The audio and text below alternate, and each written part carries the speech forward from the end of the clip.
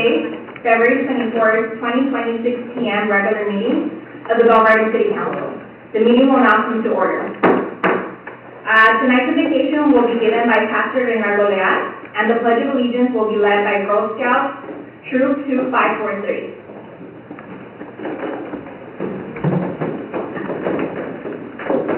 Good evening, Madam Mayor, all the staff here, our leaders, our chief, and everybody that's here. Today we had a memorial for Kobe Bryant and his daughter and the rest of the people that died there. And I was just reminded by God that our life is so fragile. So as we pray, let us consider that we stand before God every day, and may He guide us to do His will. Father, we just want to thank you. I want to thank you for the mayor, for the councilmen and women, for our chief, for all the people that, Father, work for the city. As we come before you, we just want to ask for your guidance, for your spirit, for your presence. May you give us harmony, may you give us peace. May you be the one, through your spirit, leading each one of our leaders to do your will. Father, we ask this in the name of Jesus. Can we say amen? Amen. Thank you. Please raise the flag. Put your right hand over your heart. Ready to begin. I pledge allegiance to the flag of the United States of America and to the republic for which it stands, one nation, under God, indivisible, with liberty and justice for all. You may be seated. City Clerk, will you please call roll the City Council? Yes, Madam Mayor. Council members Pedrillo, Present. Arcena, Present. Mayor Pro Tem Flores is excused, and Mayor Cortez. Present. Okay, at this point, public participation is now open. City Clerk, do we have any speaker cards? We do not have any speaker cards for this item. Perfect, thank you. If there's no objection by the City Council, I will now close public participation. City Manager, moving on to your report. Thank you, Mayor Cortez. I'll be brief. I just wanted to announce about a month or two ago, our administrative manager, Nick Rosso, worked for the City of Montebello. Our finance administrative services director has done a recruitment process and has selected a candidate for the administrative HR manager. Should be starting in the next week or two. And just want to provide that information. Thank you. Thank you, City Manager. Okay, we're going to move on to consent calendar. Council, does anybody wish to pull any item for separate discussion? Seeing none, may I please have a motion? Motion. And I'll go ahead and second. Is there any objection by the council? Seeing none, the consent calendar passes unanimously. Okay, we're going to go ahead and move on to discussion item number 7. City Manager, will you please introduce the item? Thank you, Mayor Cortez. This item is to bring to the council the options and procedures for filling a vacancy on the city council. As you know, last month, or earlier this month, Councilmember Rodriguez, by court order, was required to vacate her seat. With that, I'll turn it over to our city clerk to give a brief presentation on the options available. Thank you. Thank you, City Manager. Good evening, Mayor Cortez and City Council members. I'll start the PowerPoint presentation.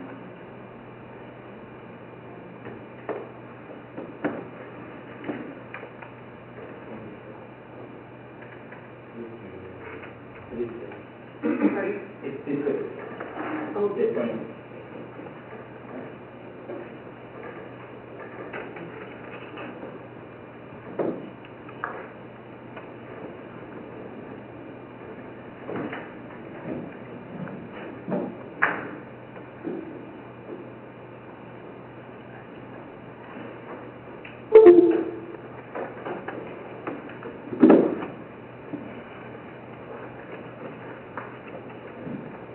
Excuse me.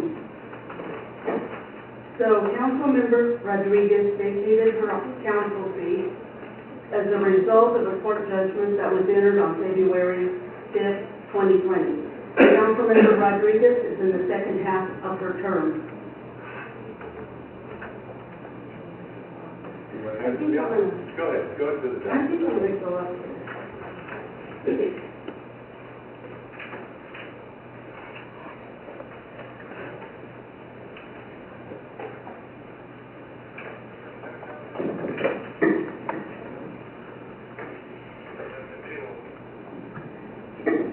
Government Code Section 36512B states, if a vacancy occurs in an elected office provided for in this chapter, the council shall within 60 days from commencement of the vacancy either fill the vacancy by appointment or call a special election to fill the vacancy. There is a deadline. The deadline for council action is April, doesn't look like we've got the updated one. It's April 2nd. Due to April 5th was a Sunday, and so therefore I talked to the registrar's office, and they recommended that April 2nd be the deadline date. So there are options. Option 1, the process to appoint a city council member is not established by law. I think I missed the slide.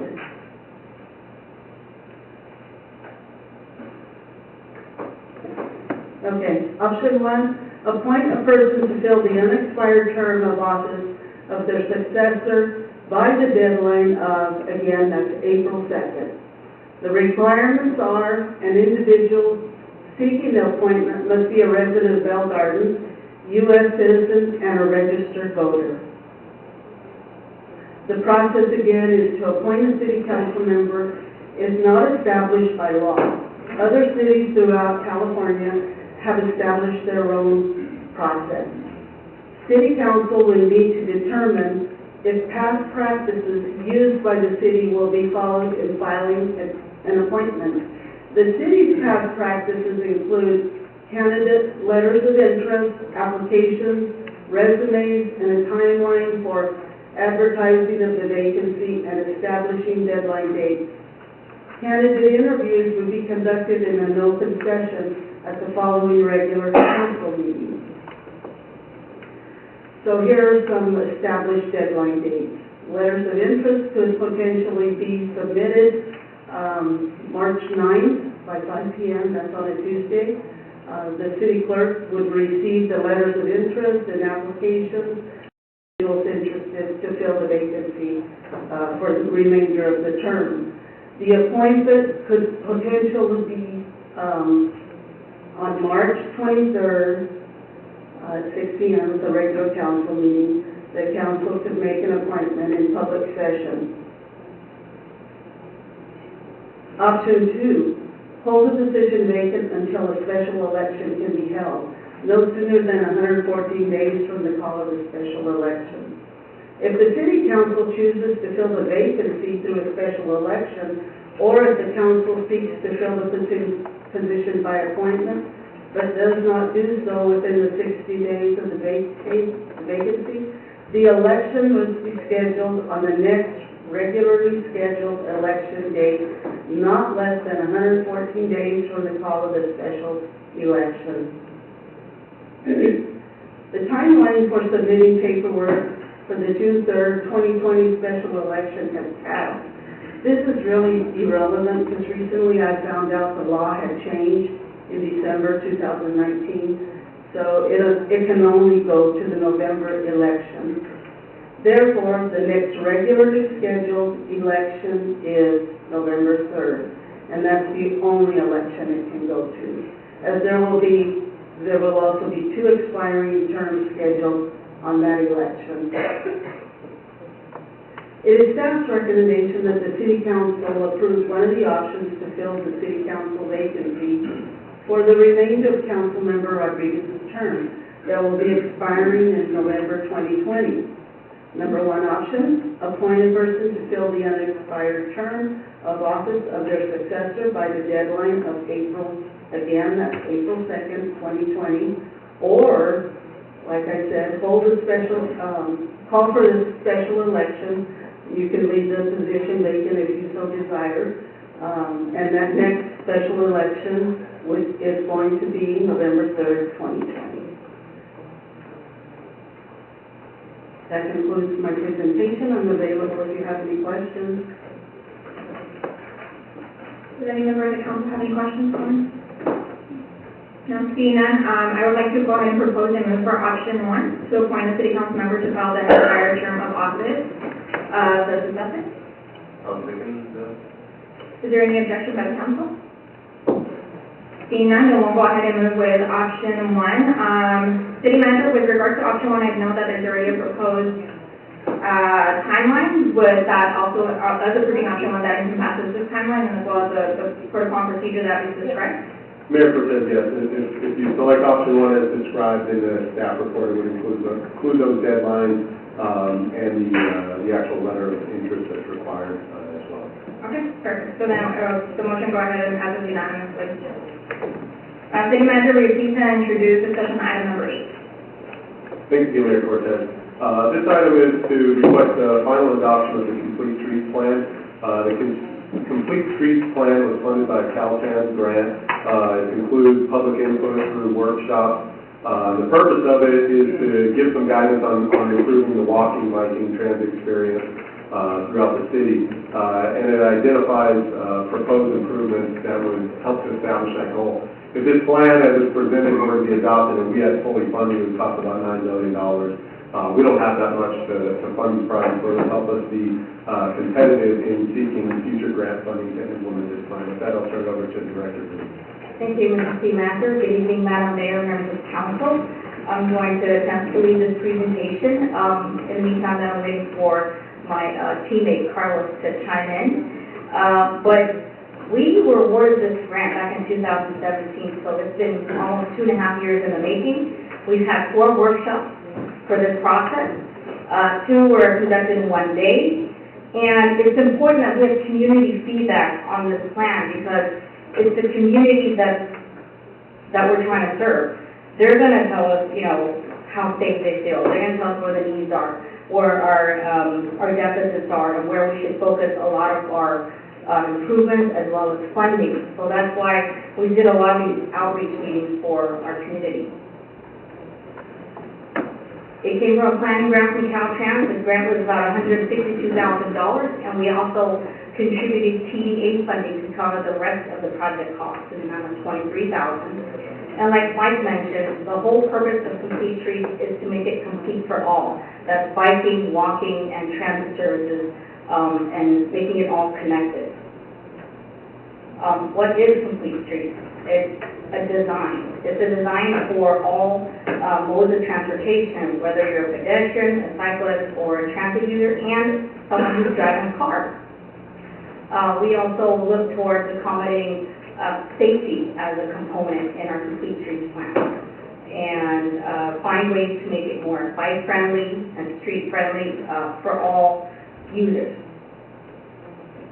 The plan seeks to address safety and community health by addressing safety and reducing car dependency. We want to encourage people to walk, to bike, to use public transportation, and also ways to provide safe, affordable, and reliable connections to those who walk, bike, and ride transit.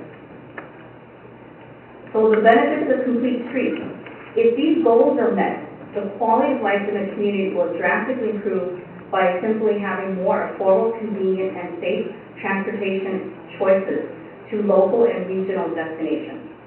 An environment that empowers residents to walk and bike and ride transit improves air quality and creates happier, healthy communities. So our team has collected existing conditions and data through community input by our outreach. And this plan also comes up with recommendations. So that will be brought to you later throughout the slide. Our team reviewed street characteristics, demographic population, existing transit services, ridership, and collision to identify locations requiring the most intervention. Based on our review, we found that the city already has the Complete Streets elements embedded into its network. For example, Garfield and Mueller has raised medians, street trees, pedestrian signage, high visibility crosswalks. Florence Avenue and Bonneria has street-level wayfinding signage.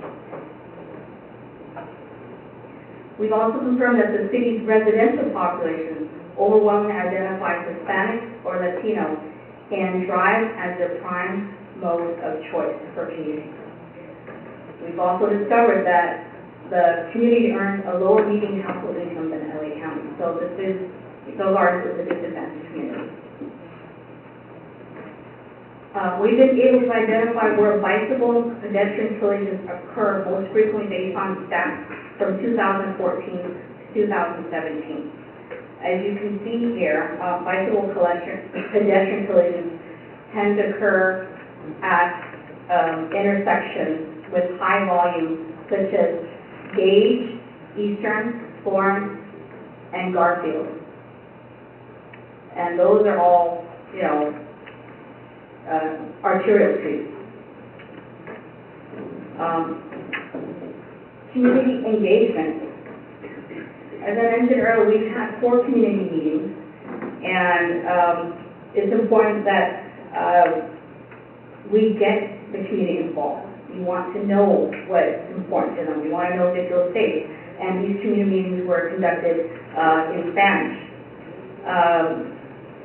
We've also had responses. We sent surveys to them as well. We want to know if they felt safe, and if there is any deficiencies, please let us know. So we receive all types of feedback with, please fix this pothole, or this intersection is unsafe. Please do something about it. And as broad as that means, as specific as put a stop sign now. So that was also a bilingual survey. Overall, participants at community meetings voiced their concerns about dangerous parking and driver behavior, such as double parking adjacent to Garfield Elementary during pickup and drop-off. The community survey also confirmed most participants prefer to travel by vehicle and felt most uncomfortable at intersections and streets that have high traffic volume, which, makes sense because we do have traffic here as well. Based on our existing conditions, reviewing and our community input, our team selected street segments and split them into 2 networks that will have complete street principles applied. The first major street network that includes street connections on our general plan.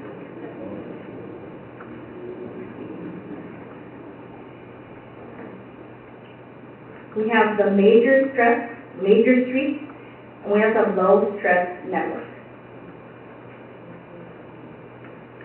So our major streets, Gage, I'm sorry, my eyes are back. I think that's the Bonneria. And there's other major networks within our community that are arterial and secondary streets that feed into the arterial streets.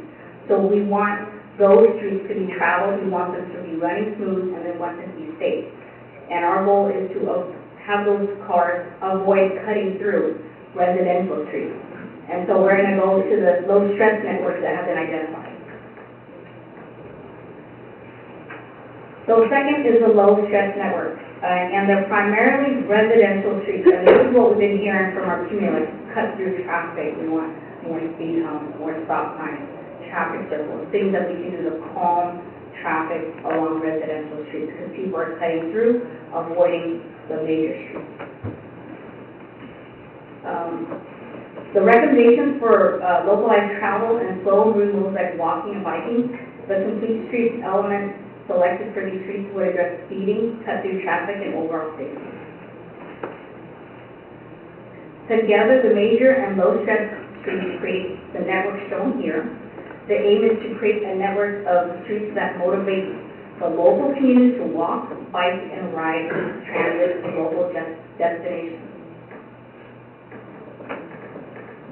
Okay, our team selected a set of complete street elements to apply to the streets shown earlier.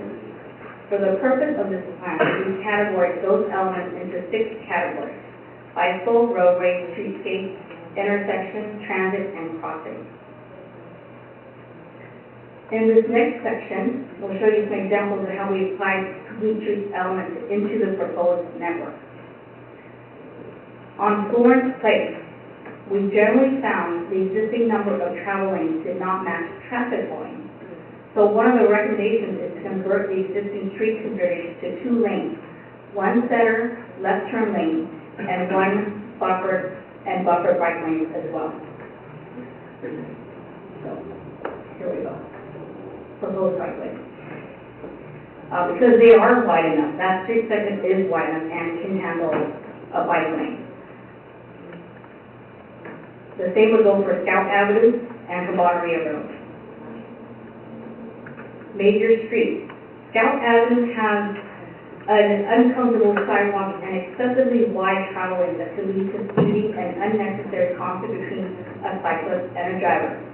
After visiting the site, we found the street had enough room to strike standard bike lanes and install sidewalk extensions.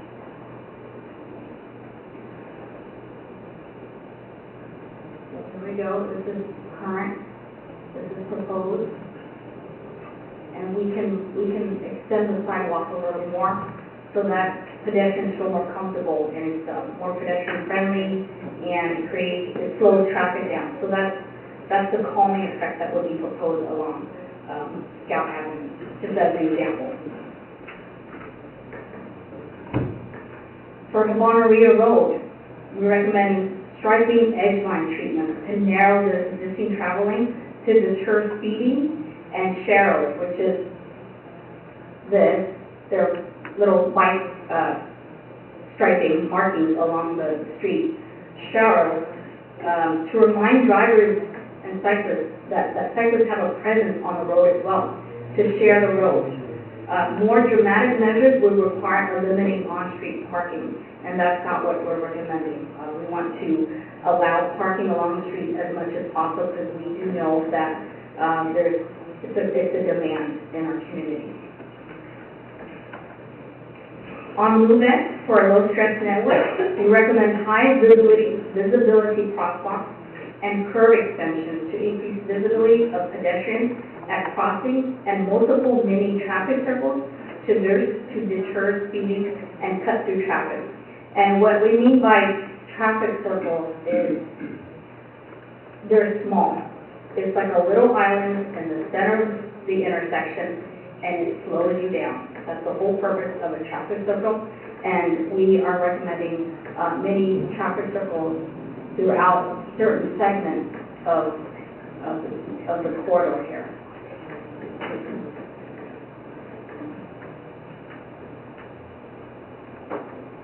For Perry Road, we've applied the same approach and selected countermeasures, such as mini traffic circles, edge line treatment to address speeding vehicles, especially on the segment adjacent to Bell Gardens Veterans Park. So it's the same concept of slowing traffic down and using barriers so that people are aware and visible of their surroundings.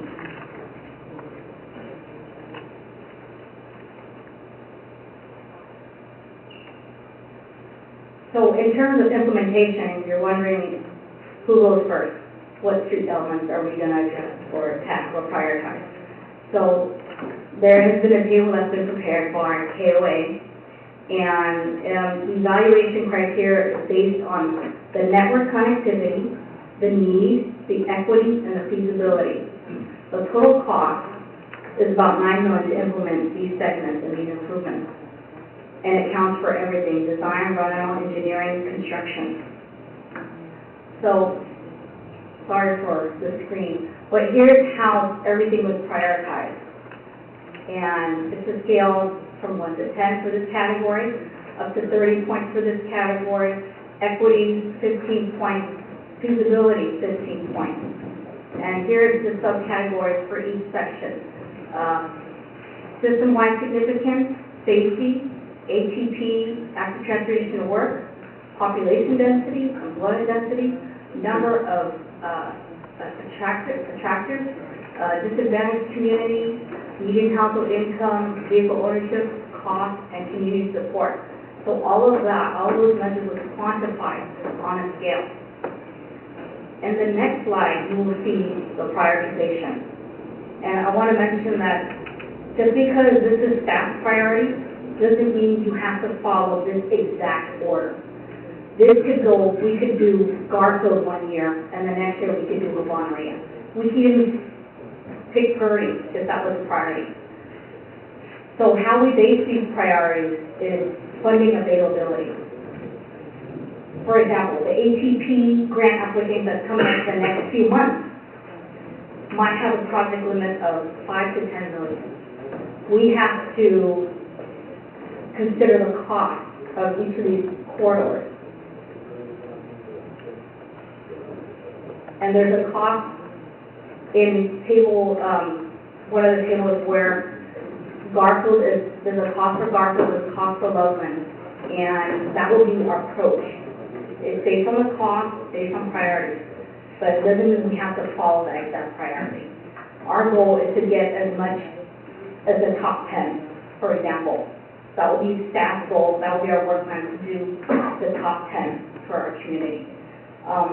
Just because it's not in this plan, doesn't mean we can't do a capital project. I have other requests coming through traffic commission where, you know, speed humps on Flynn is a priority. That's not on here. It doesn't mean the city cannot approach it, do a traffic study, and implement it. So I want to just caution you on that. Just because it's not on here doesn't mean we can't do it. Same thing, just because it's a priority here, it may not be a priority number one for implementation for this council. So we can take it out of any order that you choose. But as a guideline for staff in pursuing grants and packaging it together, this would be our top 10. This would be our approach. So that, as I mentioned, there are funding opportunities at the local, regional, state, and federal level. There's a call for projects coming up within the next few months. We are ready to submit this plan.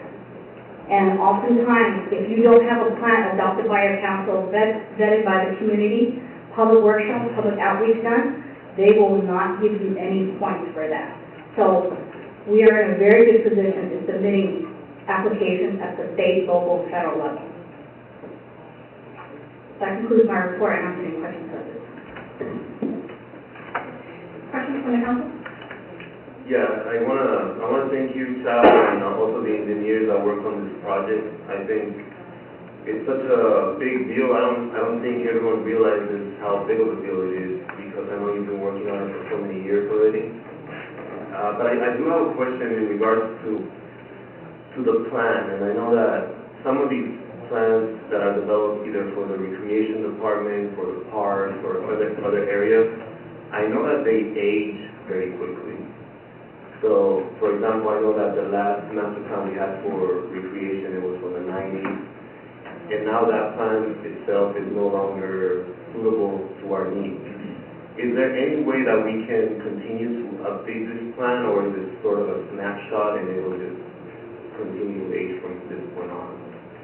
This plan is probably good for the next 5 years. This is going to be our game plan for the next 5 years.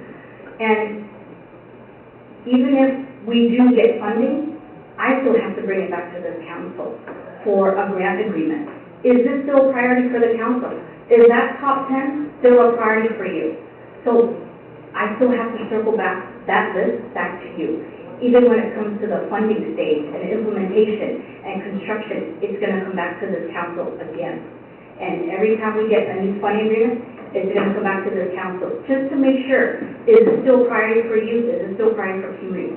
So there will always be that checks and balances for that plan, and that's why we want to say it's not stagnant, it's not written in stone, but it gives us a starting point so that we can at least put it in writing for a grant application. It's a great start. Thank you. Chad, I just want to thank you. You know, there was a lot of background work done with this. I know you sat individually with each council member to try to see the priorities, to try to pitch different things. And that must have taken, you know, a really long time because there's 5 of us individual meetings, et cetera. But I really appreciate, you know, the time that you took to discuss this with us and to let us know the differences between all the things that we're hoping to implement as it's exciting that we're going to be able to apply for funding. Hopefully, we can go ahead and secure that fast so that we can add some improvements to our streets. But I do know that, as you mentioned, and thank you for clarifying that just because it's not on this list, it doesn't mean it's not getting worked on. So I know for our residents, they have concerns with regards to certain streets, and you're already, all hands on deck working on that, so I appreciate that as well. And we'll just, if the public has any questions with regards to any intersections and you don't see it on this, feel free to reach out to us, and there's a high possibility that we're already working on that, and we'll be able to communicate with you to let you know. But thank you so much, that's it. I just wanted to have a quick comment. Councilman Garcia, do you have questions? No question. Mayor, for me. Go ahead. Just wanna, for the benefit of our audience today, just so you know, the actual plan is available for you to download directly from our city website. It is about 360 pages, so it's a really big document, but it has illustrations of all the streets in your community. So if you live on a specific street that you feel needs a lot of work, there's a big chance that it's on this plan. So feel free to go to the website, bellgardens.org, and you'll be able to download the entire plan, so you can have it on your phone or look at it on your computer directly from the website.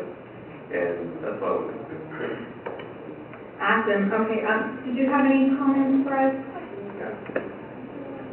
Hi, good evening. I'm Carlos Velazquez, I'm with Kelly Corporation. We're the lead consultant on this project. I just want to add further to really thank the council for their support on this project. I know several of you showed up at some of the community engagement meetings. You made time to meet with us to talk about specific improvements. That was very critical to the process.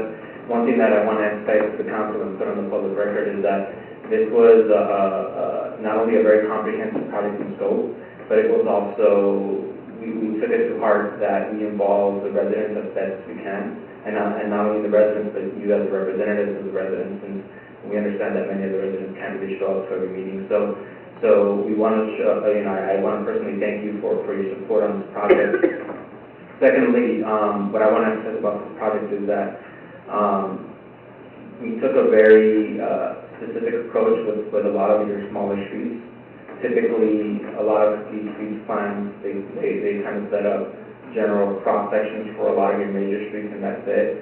What we wanted to emphasize with this project is really, we understand that a lot of the local streets do suffer from a lot of cut-through traffic, given that the garden is really in the middle of, 710, Downey, and other destinations. So you suffer from a lot of that traffic. So we wanted to emphasize with a lot of the smaller streets, and we discussed with you at length, was really that, we need to do something to really give the streets back to the residents and really ensure that the improvements are not only implementable, but also address some of the issues that we heard are most concerned to your residents. So we hope that this is something that can be fully implemented in the future. We've laid out some not only a prioritization, but also an implementation strategy in the plan that can then be used by staff to procure funds or procure funding through the state and other competitive grant sources, but also potentially program it onto your CIP program. So there's various options for the city to take into implementing some of this, and we're excited because this would certainly be something that is groundbreaking for this part of town, Belgard, Southeast LA County. Not many cities take this very forward approach, so we're excited and we hope that this is something that can be implemented in the near future. Thank you so much, and thank you so much for that. So at this point, I'll go ahead and move to adopt resolution number 2020-13. May I have a second? Second by Councilmember Aceituno. Is there any objection from the council? Seeing none, the motion passes unanimously at a 3-0 vote. City Manager, will you please announce and introduce discussion item number 9? Thank you, Mayor Cortez. This item is going to be presented by our Recreation Community Services Director, Rosanna Donta, to update the council on our Prop 68 grant application and then some other funding opportunities the staff is working on as well. We're hoping to have an answer by today on Prop 68. We don't have an answer either way. So Rosanna will give an update, though, just to remind you of the work that's already been done. With that, I'll turn it over to Rosanna.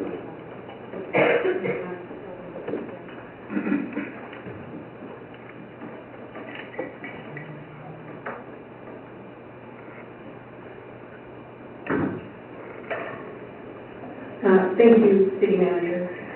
Mayor Cortez and City Council, the report before you is just a quick update on Proposition 68, which is the Parks, Environment, and Water Bond Act measure that was enacted in 2018.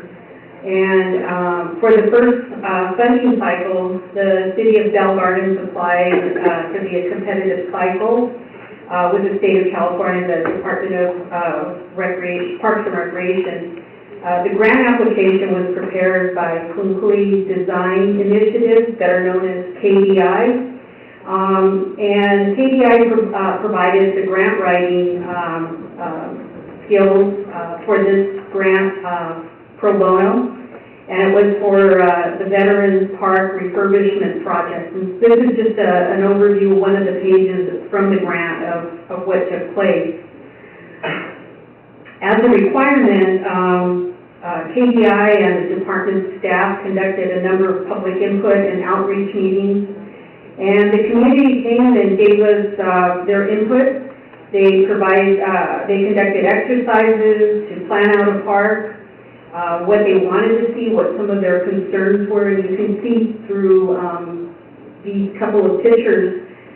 We had a great cross-section of the community that came out. The meetings and the outreach were conducted in a bilingual format, and so we were able to engage a number of the community.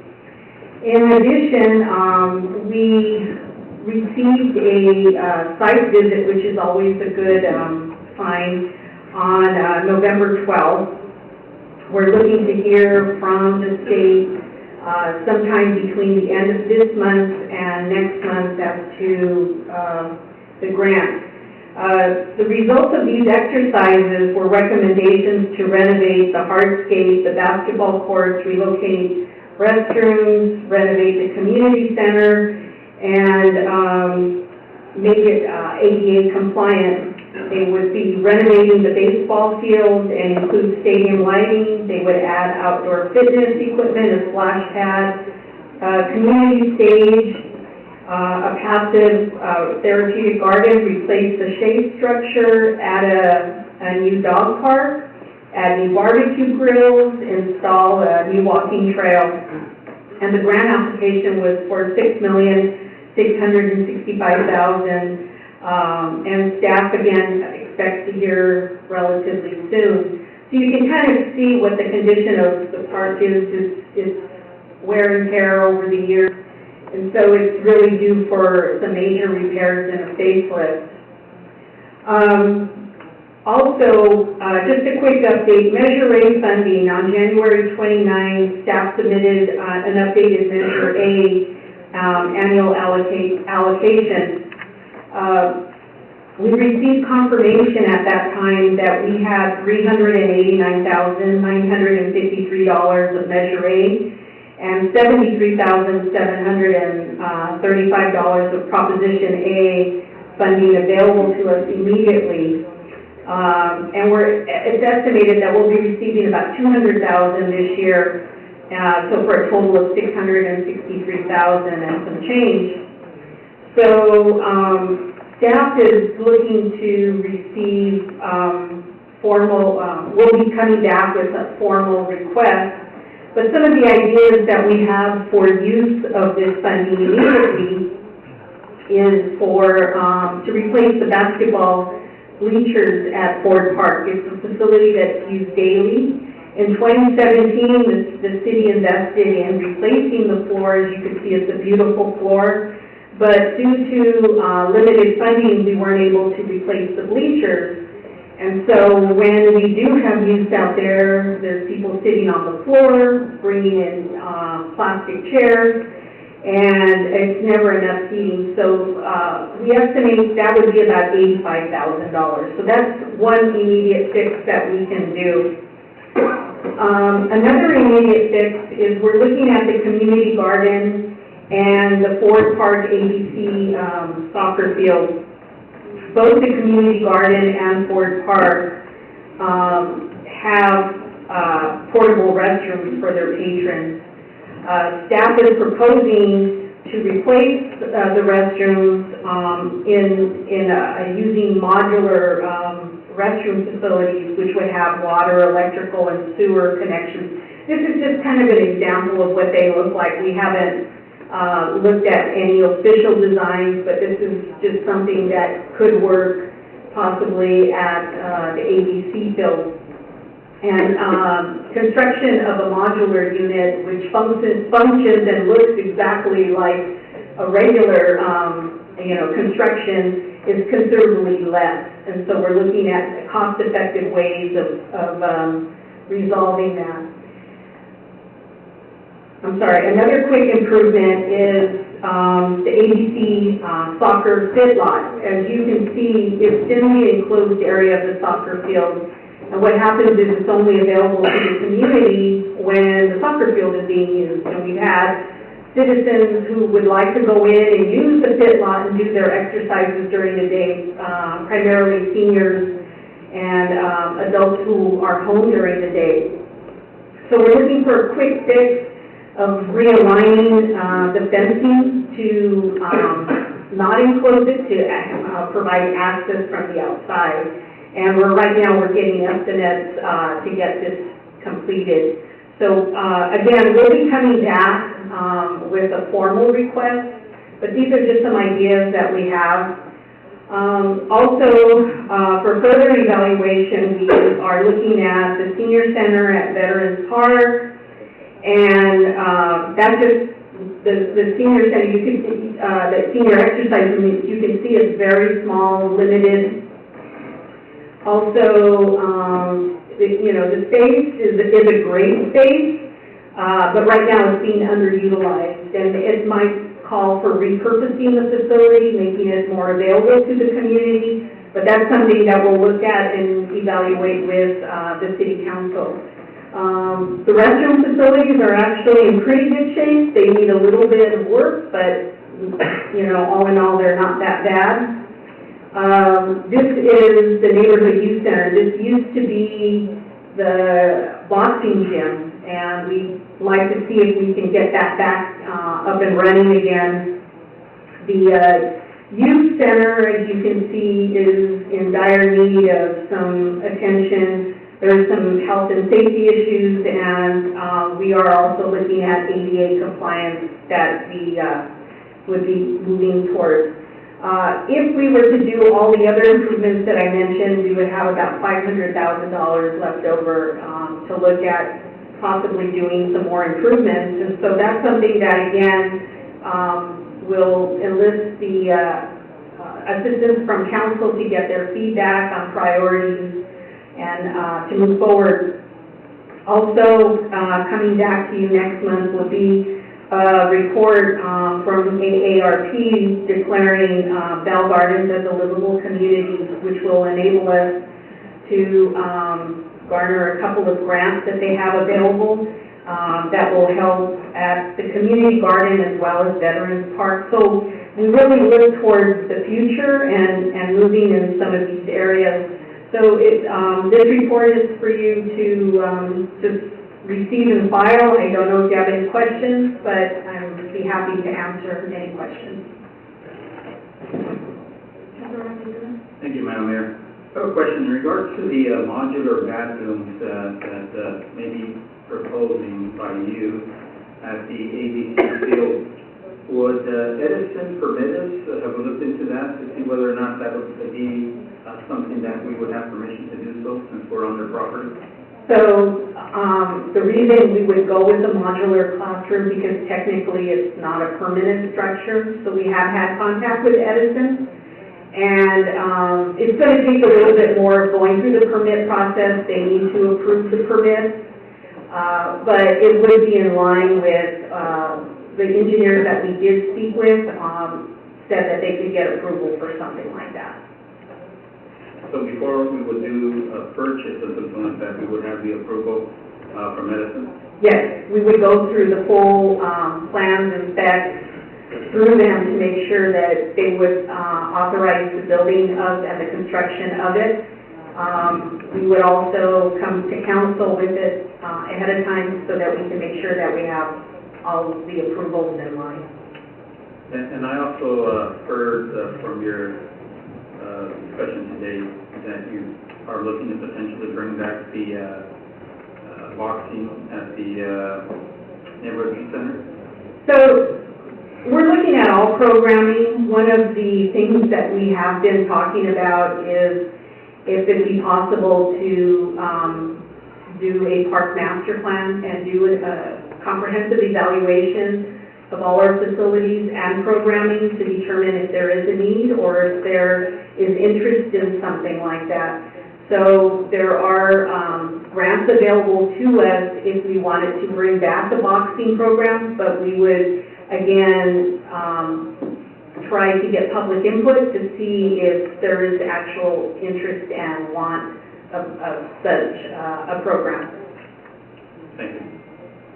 No further questions. Councilor Martinez?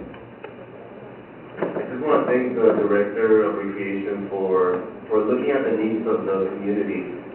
I think in my entire career working here in the Recreation and Community Services Department, I was involved in writing a bunch of grants, and this director here is finding things that the community needs that escaped our mind when I was working in the Recreation and Community Services Department. One of those things is the bathrooms, something so obvious, but it's been a long time since we built the ABC fields, which are the fields for the children, and we haven't been able to put bathrooms there. So if we're able to get those bathrooms there, that would be an amazing improvement for the quality of our recreation participants.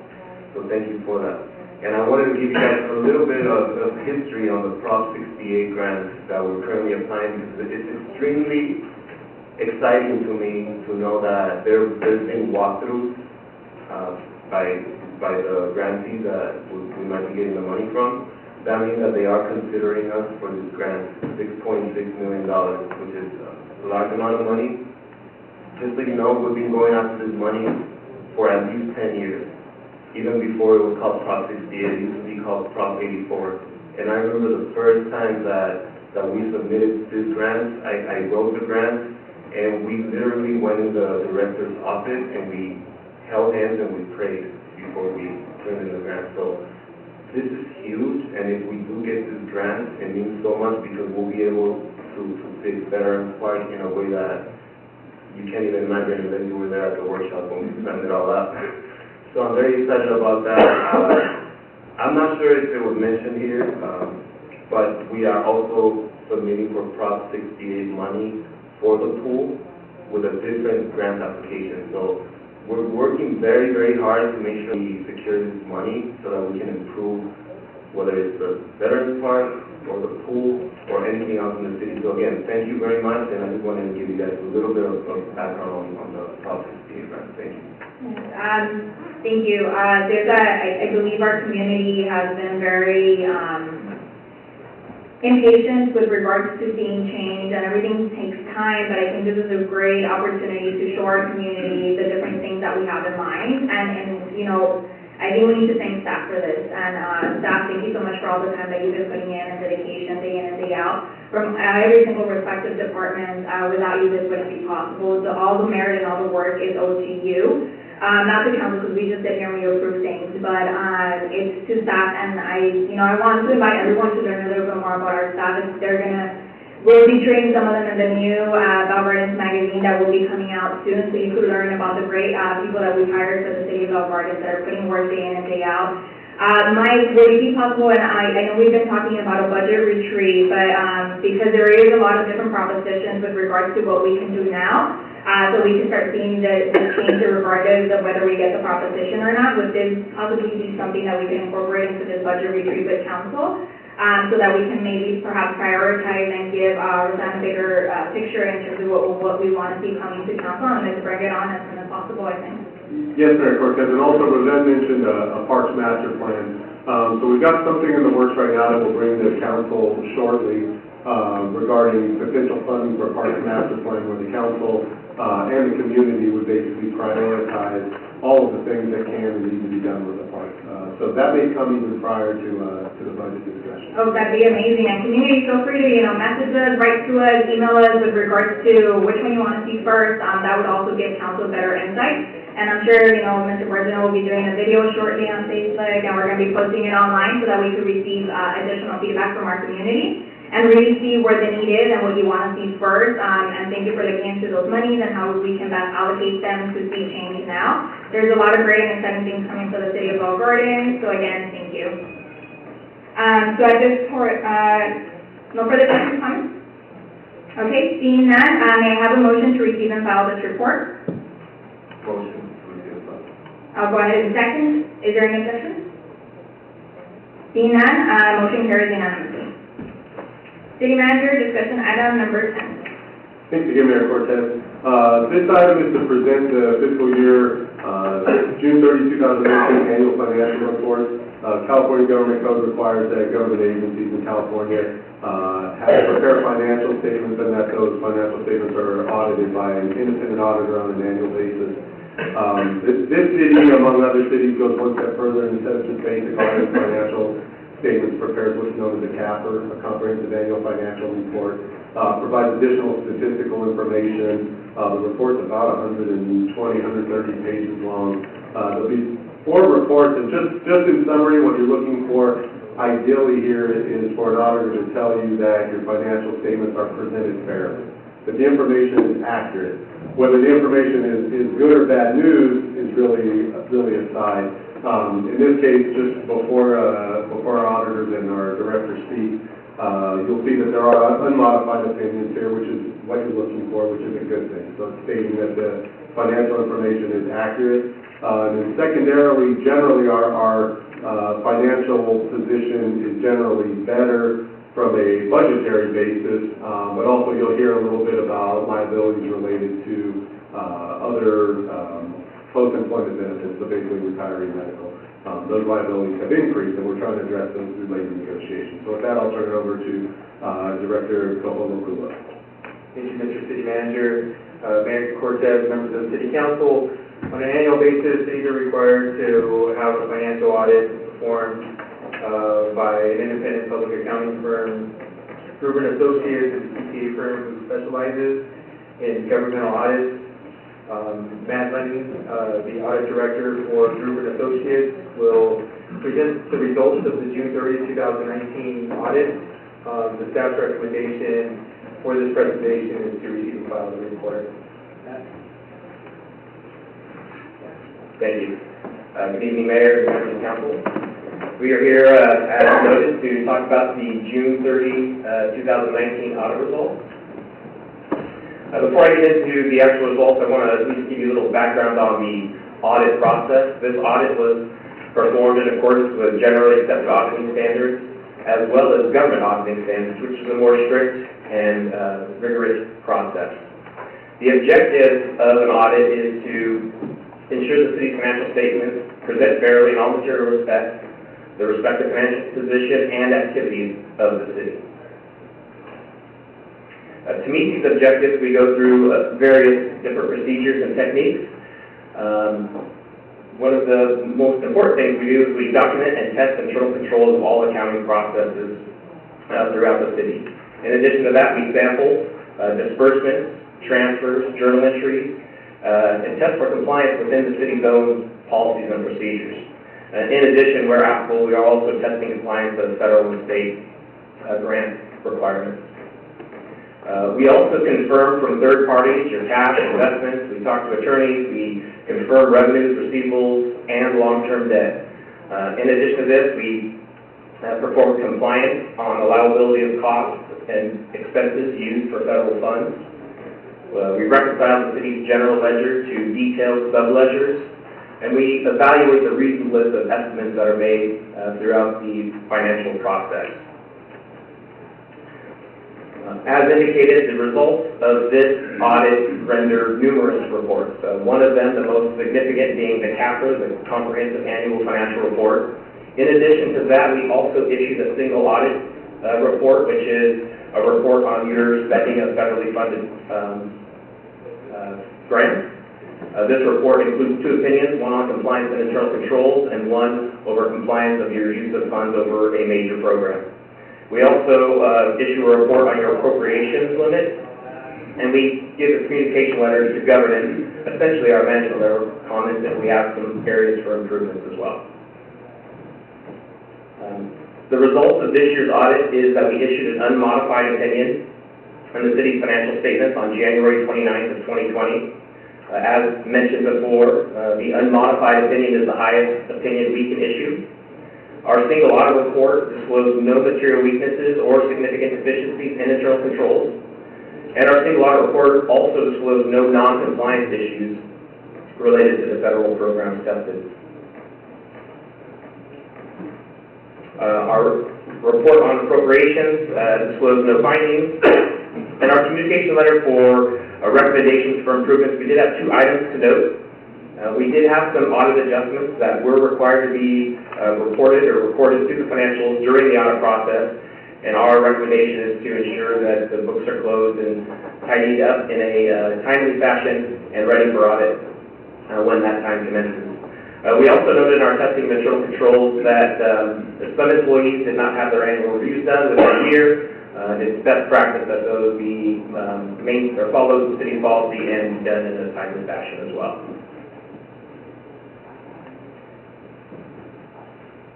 The city has been the recipient of, as noted before, the Government Finance Officers Association Certificate of Achievement and Excellence in Financial Reporting for June 30, 2018. This award typically follows the audit year, so the June 30, 2019 CAPR has been submitted for this consideration as well. It's important to note that the CAPR itself is a significant document and has many different components. The areas that we have significant impact on is the opinion and the financial statements. But this report cannot be done by ourselves alone. Staff has put significant effort into completing this report. Areas that staff has completed to be part of the CAPR is the letter of transmittal, management's discussion and analysis, and the statistical section, which includes over 22 separate charts and schedules giving various information on the functions of the city. And it's our opinion, based on the reviews that we've done, that we'll make sure, or we believe that the city will, again, receive the GFOA award for this particular CAPR. I'd like to go over just a few financial highlights. The most important part of the CAPR that you can get an idea of what happened through the June 30, 2019 year is to look at the management's discussion and analysis. This is a 5 or 6 page report that talks about some of the significant activities, and I'll highlight some of those for you. The governmental activity revenues increased by $2.4 million during the year. That was mainly attributable to increase in card club revenue as well as operating grants. The business type, or your water fund, revenues increased by $39,000 due to the lease of excess water rights. Governmental activities expenses increased by $623,000 as compared to the prior year, and again, this increase is mainly attributable to pension and post-employment benefit costs. The net position, which is your equity for governmental activities and business type activities, they both decreased by $4.3 million and $610,000 respectively. Again, this is attributable to the increase in debt related to other post-employment benefits. The city's governmental funds reported a combined ending fund balance of $22.4 million. This is an increase of over $2.8 million from the prior year. The general fund itself increased its fund balance by $1.9 million during the current year. This was attributable to some decrease in costs and also club card revenue and sales tax increase, received increase this year. City's capital assets decreased in a net position of about $1 million, primarily due to depreciation exceeding the amount of capital asset additions. And the city's outstanding long-term debt increased by a net of $6.3 million this year, and that increase is primarily due to post-employment benefit obligations. With that, I'm happy to answer any questions you have.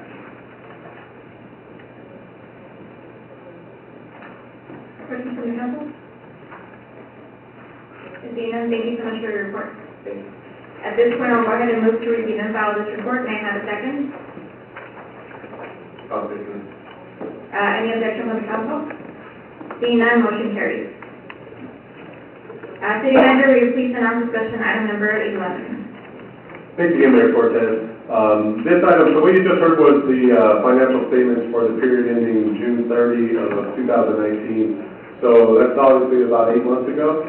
This report that our finance director will provide to you is an update for this fiscal year. So this is very timely information on a budgetary basis.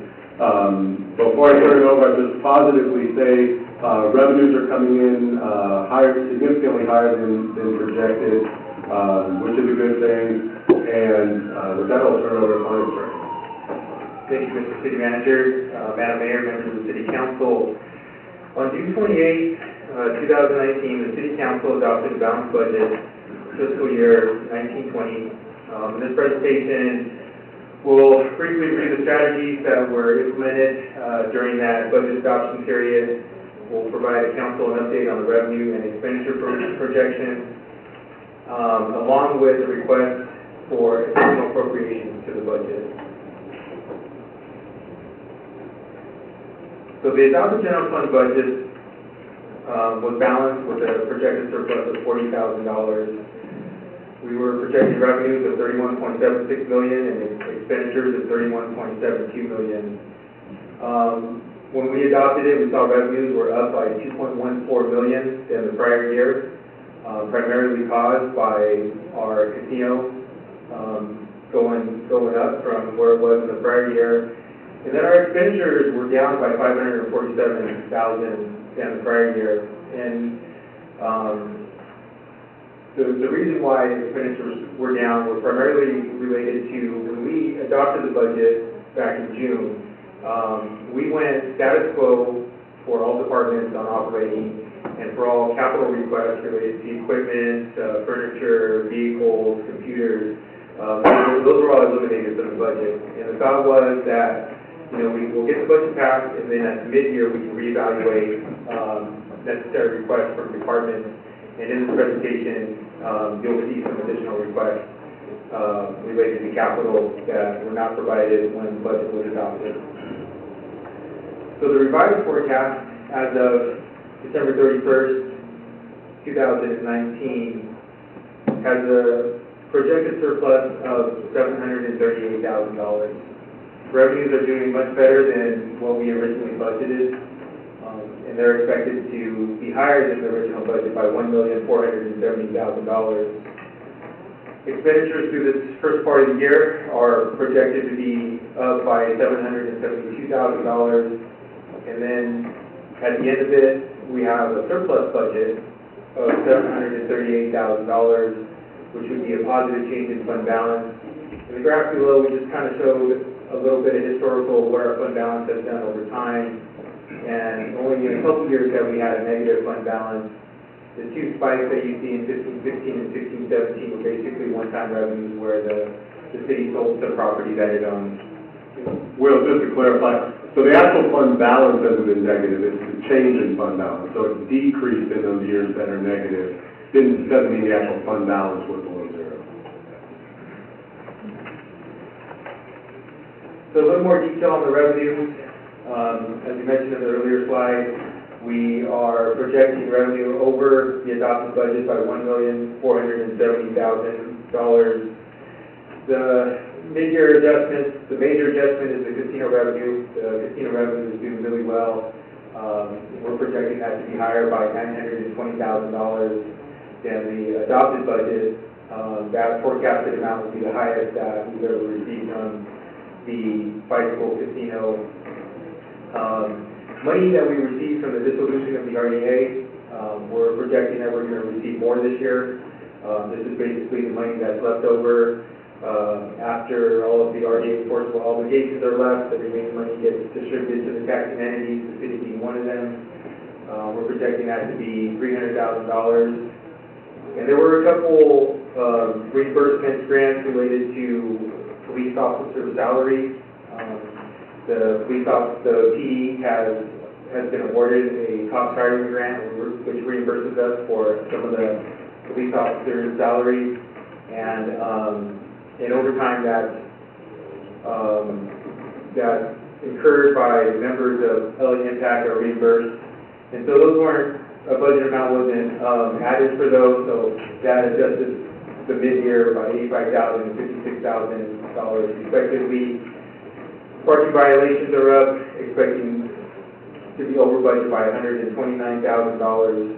Interest income up a little bit, $50,000. The taxes that we receive on hotel stays by visitors who stay in hotels who reside in the city is expected to be higher by $26,000. PDM pounds up a little bit, and a couple smaller minor adjustments. So casino revenue has been doing really well. You know, when we kind of looked at what's going on with the surrounding card clubs, the Bicycle Casino is doing much better than either Wine Garden and Commerce. In 1819, Wine Garden was basically flat, and Commerce was down by 2% in 1819, where we're really having the best run that we've ever had. From 1718 to the 1819 actual, we were up 10%, and from the 1819 actual through the projected, we're up another 6%. So at the bottom, we have our historical high, which happened in 2019, and our historical low, which happened in 2012. The delta between those two is $5 million, and the reminder for us that we've seen over time with casino revenues is that they're very volatile. So even though they're going up now, they can as easily turn and go in the other direction. And then also, we're dealing with the issue from state regulations that could seriously hinder the amount that our casino is able to earn, which would significantly impact how much we receive in card club revenue.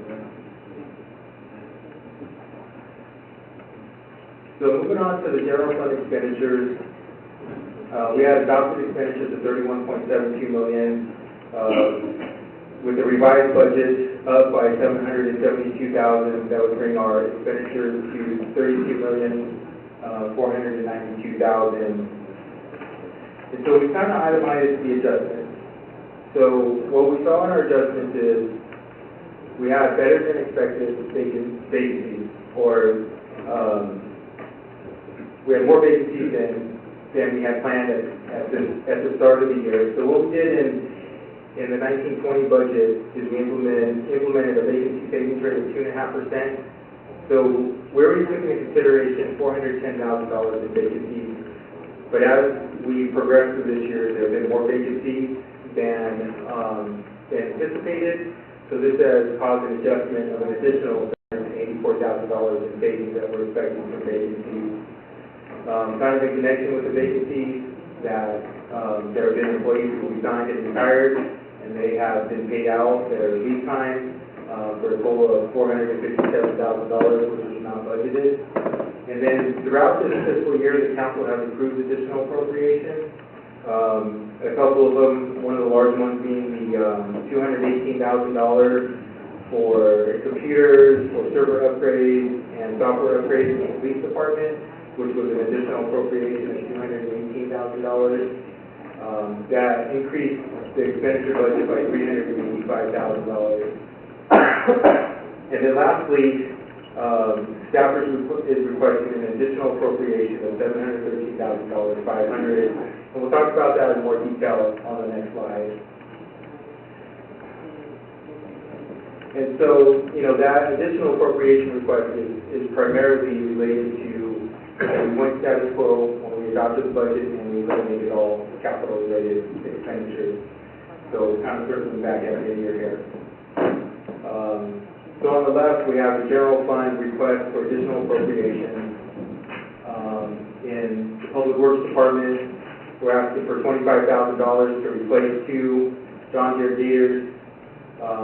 City Manager's Office was requesting $7,000 for 7 defibrillators, or AEDs. The ones we currently have have become obsolete and need to be replaced. In Recreation, we're asking for another $30,000 related to the increase in the minimum wage, asking for more of the part-time wages.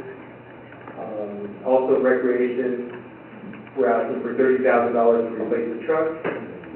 In the police department, due to vacancies, promotions, training, and also same status quo, we adopted the budget, we're asking for an additional $520,000. In the police department, $45,000 related to operations. This is vehicle fuel, vehicle maintenance, training, and janitorial services. And then in our IT department, we're asking for $11,500 for our licenses and warranties, and $45,000 in IT infrastructure for server upgrades and maintenance. Other funds, in the Ford Park Fund, we're asking for $15,000 for the landscape contract, and we're asking for appropriations of $56,000 related to a census grant that was awarded, so we could spend those funds. And then the final item is not a request, but a potential request, is potential bargaining impact. So for a 2% one-time stipend, all groups will cost $290,000. That's not being requested at this time, but if it was applied, it would reduce to $730,000 surplus. And, well, before you move on from the slide, if I could just circle back to the revenues, specifically the RDA revenues, expected to be about $700,000. Can you describe in a little more detail whether that additional revenue is related basically to the distribution of the taxes from RDA properties in the city, as opposed to if it's related to selling property or something of that nature? Yeah, that revenue is related to the distribution of the remaining sales tax money after the RDA was dissolved.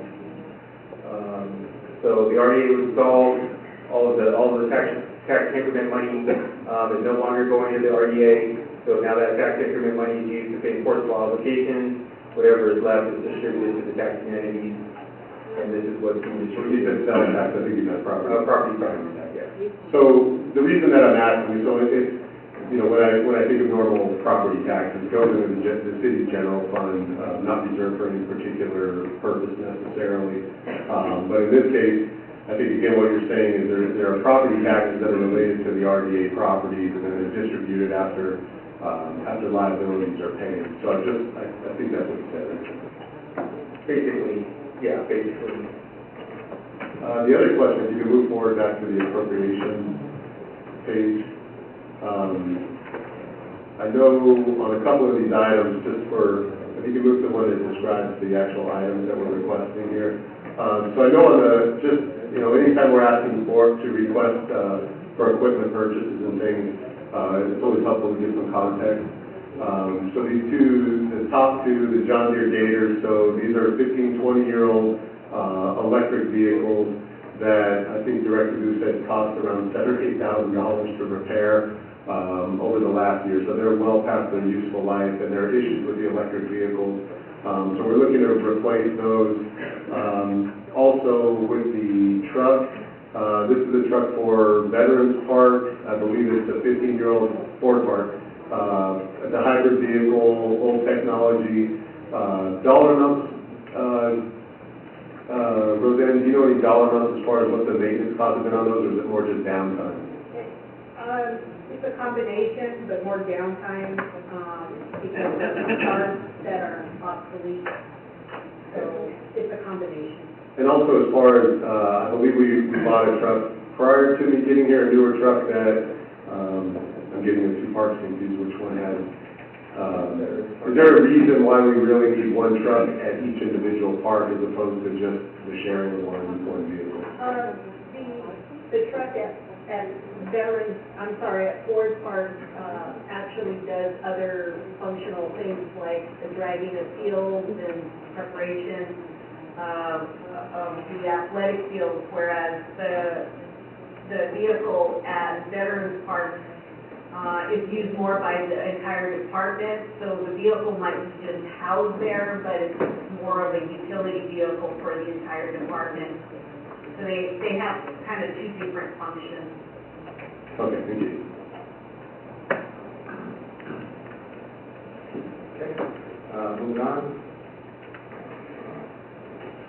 So projected fund balance,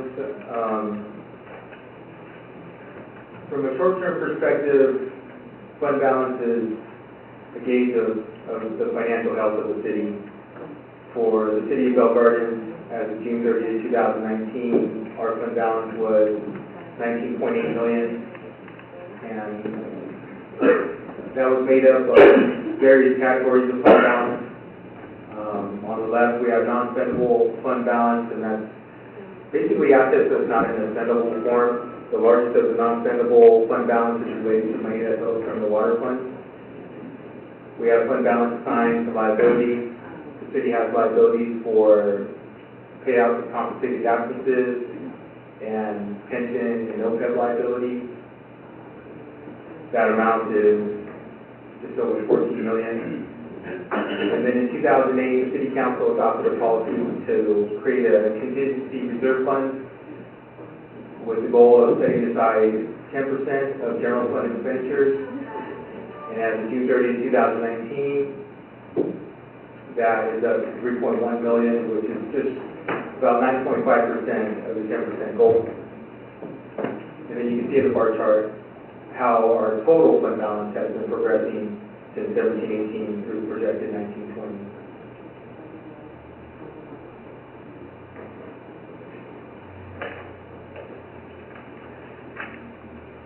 So although the city adopted a balanced budget and in this mid-year budget, we're projecting a surplus, there are still fiscal challenges that we're facing.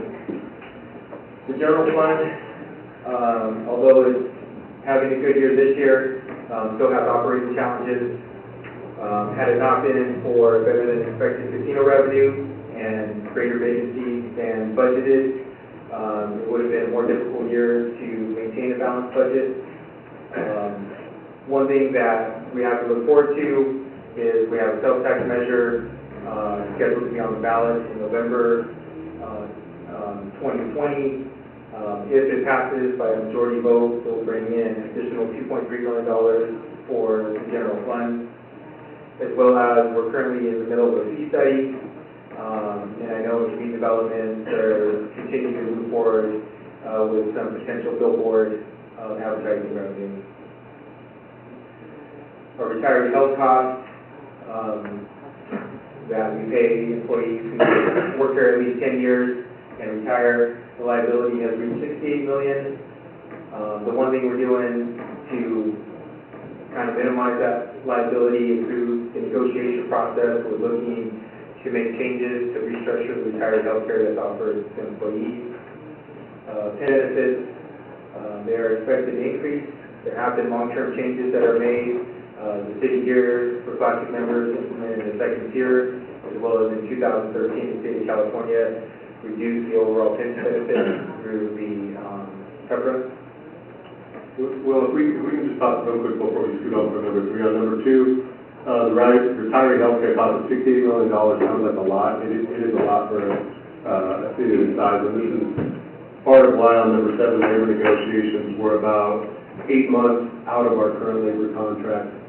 And the main reason for that is council and management direction to try to do something to improve that liability, to stop it from continuing to grow in the levels that it is currently.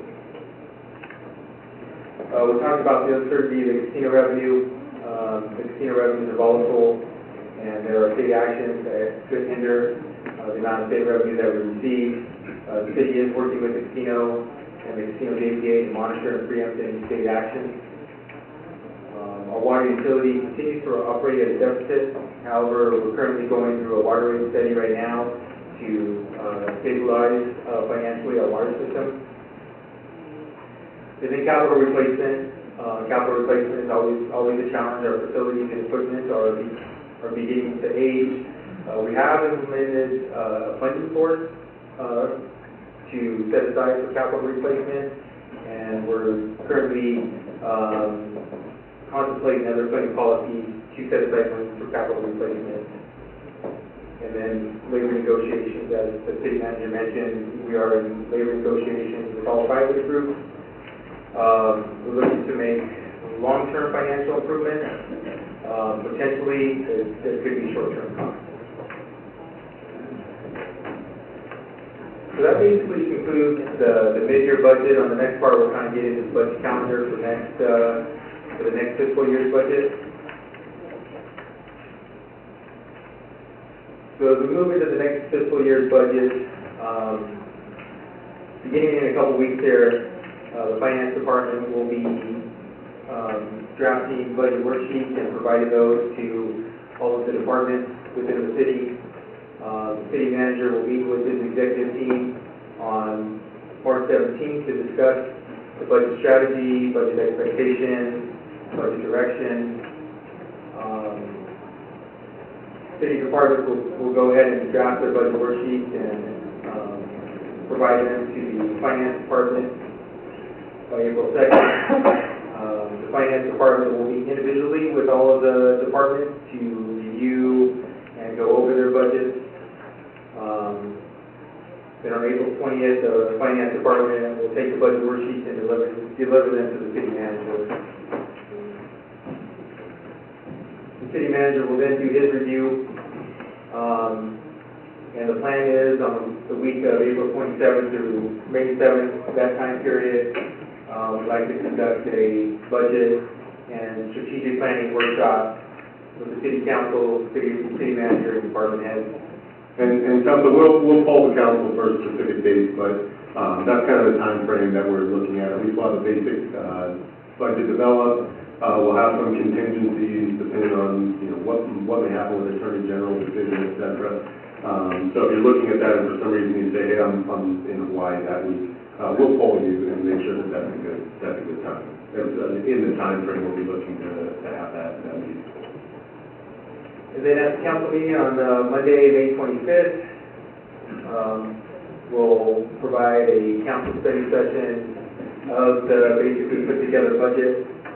And then we'll come back, we'll take any input, public input, and then on Monday, June 11th, we'll bring the budget back to present to the city council with the hope of adoption. So that concludes my presentation. I can take any questions you may have. I just want to comment real quick. City manager will probably be here because we're all workaholics, at least the three of us. We don't have that luxury, but that'd be a nice thought. The Hawaiian comment was a nod to Director Kahula Kula. Any questions by my council? I do have a question. I noticed on the additional appropriation request, you're asking for one truck. I'm almost sure you guys told me you guys already use the HUMD funding that is for vehicles, but do you have any money in that? There are funds available in HUMD, but I don't think there are any eligible vehicles that we could use HUMD money on. And Councilman Ross, I just want to make a comment on some of these items while you're appropriating the expenditure. We're going to come back to council for the actual purchase. So, you know, if there are Councilman Ross that has some questions regarding the vehicle. So we'll do additional work prior to coming to council, you know, to really support the need for this before we get approval to actually make the purchase. Okay, and then one last one. I just want to say congratulations on the 7 AEDs that you purchased. I know that was something that was missing from some of our offices in the city.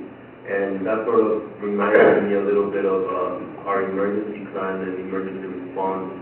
I know that we don't really have a standard plan for all of our departments, and I know it might be a little bit too early, but I would like to encourage everyone to start thinking about that and have like a standard for each department so that we can maybe budget something for supplies to be purchased so that everyone has some supplies in case of an emergency. Yes, Councilmember. I think that's the norm that we can improve on here is to have supplies, emergency equipment that people get and things of that nature. So we can look at that. We'll look at that even prior to the budget process just to see if there may be funds available to come back to council in the near term future. Yes, city manager, just in the spirit of continuing to be a little bit, having a tight purse, Because, as we see, we have many challenges ahead of us with our casino. We've seen how volatile that is. I do want to petition my council that when we do meet for the budget, if we could at the same time come up with a strategic plan, at least for the next couple of years. Even if we start with 1 year, just so that we know what our priorities are when it comes to spending, and that way we know exactly how we're allocating funds for events. And I think this year, as opposed to last year, where I want to see a change is an itemized, line expenditure report for us when we're approving events. I know last time we approved maybe like a sum total for the pageant, for all these different things that we wanted to put forward. But I think this year we really need to do the work beforehand to really say, okay, this is how much we're projecting, or this is actually how much we want to allocate. That way we don't spend above our means. And that's just one of the things, because we do want to incorporate different things into our community, new projects, new events, but we need to make sure that we have the funding. And I think at the beginning of the year, that's a great way to do it, just to allocate, this is how much we're spending, we're not to move outside of these parameters. So that's something that we would really like to see, and just for us to come up with a strategic view as to what is priority for council and also our community. And that way we have a working, pattern, as opposed to just throwing a whole bunch of things on the agenda and then having to figure out whether we have money or not for it. And I think that way our city can progress and move forward a little bit better. Any other questions, comments? Okay, so at this point, I would like to go ahead and move to approve this item. So we're receiving and filing the budget report while also approving the following additional appropriations for the fiscal year 1920, which include general funds of $713,500 grant funds, and the court work. So I'll go ahead and move. May I have a second? I'll take it. Any objection by council? Okay, seeing none, that motion carries. At this point, public participation is now open. City clerk, do we have speaker cards? We have two speaker cards, Mayor. The members of the audience will now have an opportunity to speak on matters under the jurisdiction of the city council. Each speaker is limited to 3 minutes, subject to an overall 30-minute time period. Please address your comments to the mayor and city council and observe the rules of decorum appropriate to the council chamber. State law prohibits the city council from discussing any item not appearing on the posted city council agenda.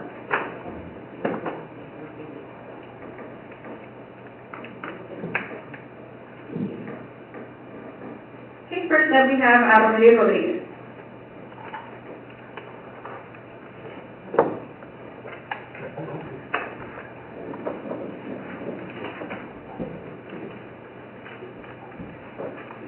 Buenas noches, mi nombre es Rogelio Rodríguez, vivo en 5646 Cada Street. En esta vez me voy a dirigir al señor Pedro Petuno y a cada uno de ustedes. Señor Pedro Petuno, nosotros no somos instigadores, estamos defendiendo el derecho que tenemos como comunidad, estamos defendiendo nuestra comunidad, porque usted hasta el momento trajeron el tópico de la marihuana. Usted nunca se ha dicho me opongo, no me opongo, o sea, callado es culpable o cómplice. También lo pasó de Marcos. Usted fue una de las personas que aprobaron en el último, mire, aprobaron la construcción de 43 casas o 48 casas en la CHU. Usted sabe por experiencia que ese terreno estaba bien contaminado. ¿Cuándo se opuso? Lo pasó por cero.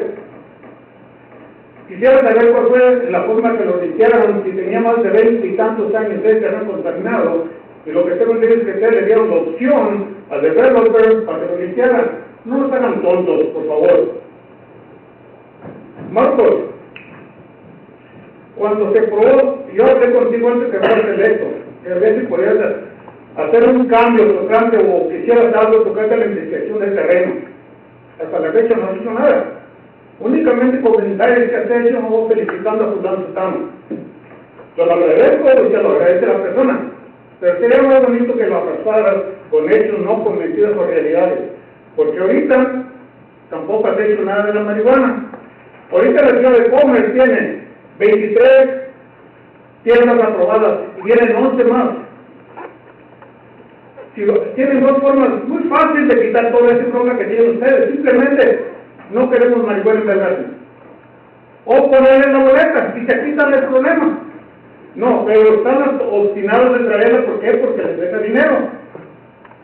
Ahora, el mentor de la señorita aquí, ya sabe quién, que es el mismo mentor de Commerce, de Huntington Park, de Maywood, de Bell y Carnegie.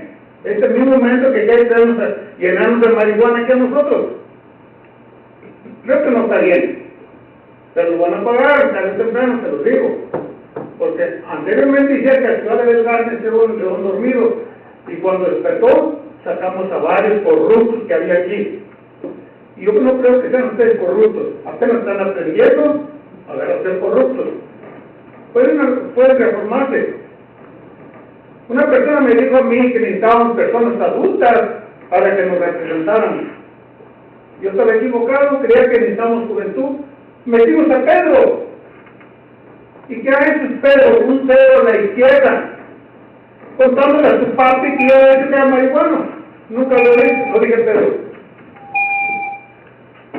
Jennifer Rodriguez, interpretation, please, sorry. Good evening, my name is Rogelio Rodriguez. I'm going to address each of you individually. Pedro Aceituno, we are not instigators. We are defending the rights of the community. We are defending our community.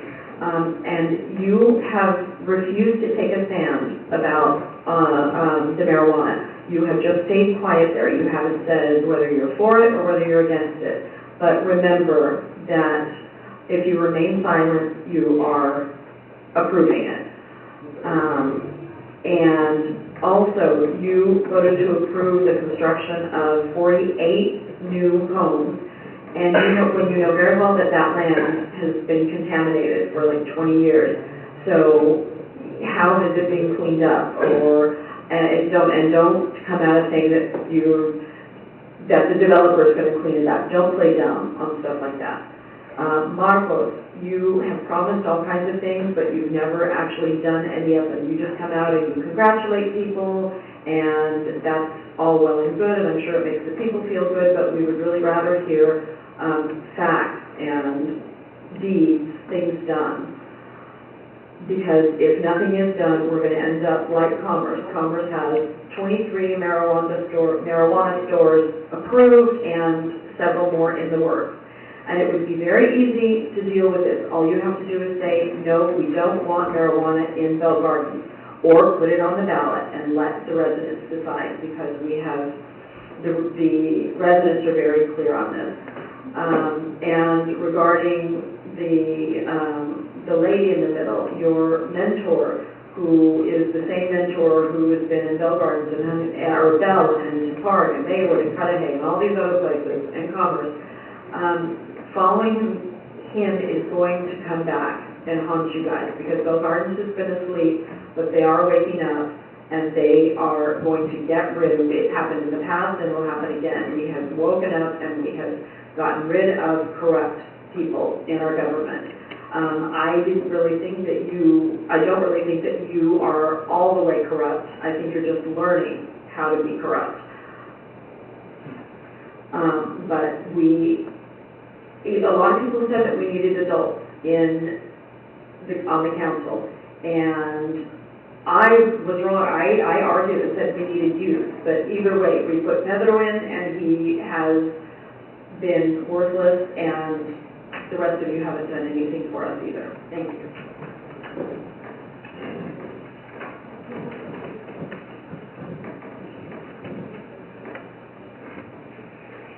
Hola, a la junta anterior, Alejandra dijo que yo estaba enojada, ardida, lo que sea, que por esto yo estaba utilizando mi comunidad, que estaba mintiéndoles y que estaba engañándoles.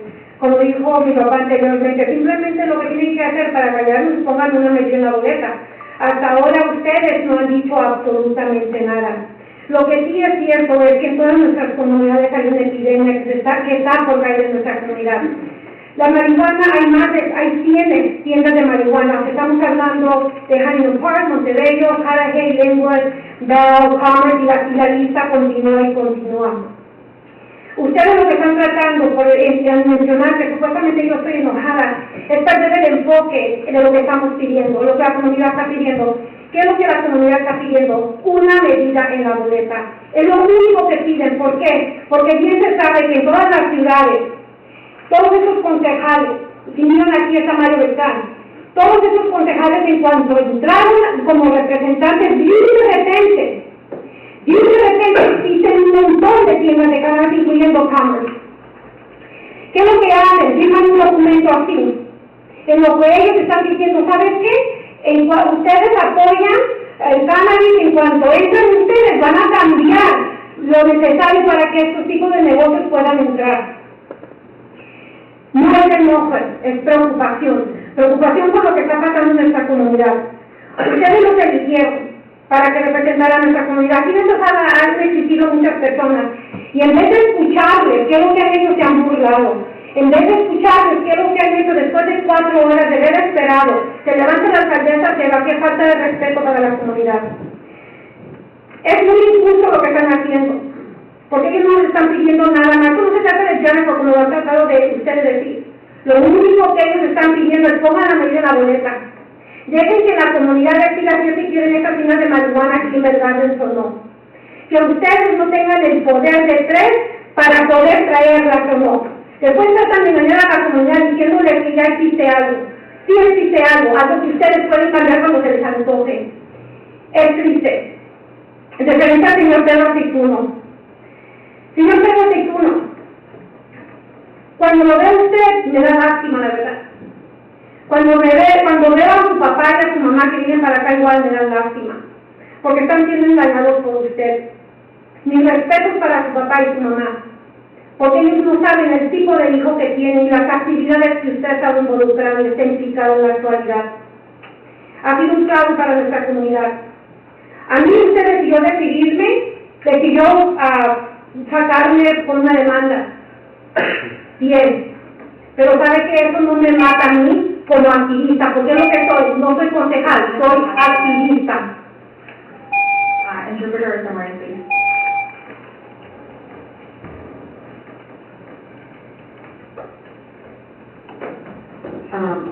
First off, at the last meeting, the company said that I was mad, that I'm lying, that all you have to do to get us to quiet down is put a measure on the ballot. This is a problem everywhere. There are hundreds of stores in all these cities that surround us, and it's just getting worse.